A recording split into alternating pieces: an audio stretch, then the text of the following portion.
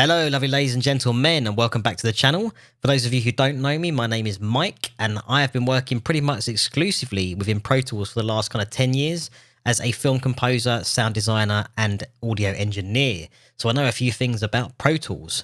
And let's just spend a few minutes now talking about how the video engine in Pro Tools may be taking up around 5 gig of your memory.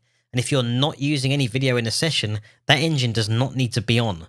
So sure, if you're scoring to a film or if you're doing some sound design or editing some sort of audio to a video, you may want that engine on. But generally speaking, you probably want it off if you're just writing music or you're just editing a track. You don't need it to be on. I have got a video on the VideoSlave 2 bit of software, which you can install on your system externally from Pro Tools and host your video either on the native machine or on a slave machine.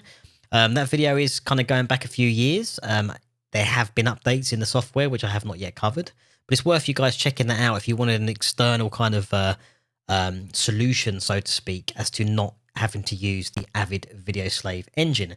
So let's jump into Pro Tools here. This is my template, which I'm currently building. Lots of stuff's kind of hidden away at the moment as I'm building the videos. There are other videos on that channel if you were interested in my Pro Tools template. But let's jump into this, right? So right now, my kind of handy memory diag plugin is telling me that I've got around 9.18 gig free within my session, which is, you know, not too bad, but I start getting a little bit scared when I get to the sort of the 10 gig mark, because if I just load 5 or 6 of my big sample libraries, I'm going to run out of space. Now, in this particular session, I am not running any video. It's purely composition. So if we jump into the setup window and we go to Playback Engine, we can see here that the video engine is currently enabled.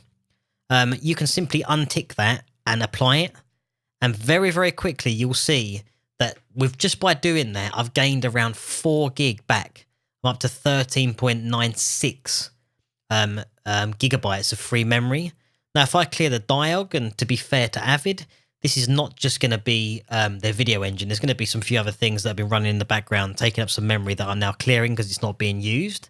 But a vast majority of this is just purely down to that video codec. So 3.44 gig has just been retained. I'm straight up to 17 gig of free space just by disabling that video engine. You know, so that can really help some people out. If you're not doing any sort of video work, suddenly you can probably get between I'd say between 5 and 7 gig back just by disabling that video engine. And like I say, sure, you may well need it active at times, or you can look into VideoSlave. But I hope that little quick hack helps you out, guys, to get a little bit of space back and to sort of help you continue within your productivity and not run out of RAM. So if that video was useful, I hope you'll consider subscribing to this channel. And if you want to head over to my Patreon and join the tribe, and throw a few bucks my way just to help me continue making these sorts of videos, it would be greatly appreciated. Take care, guys, and I'll see you in the next video. Bye-bye.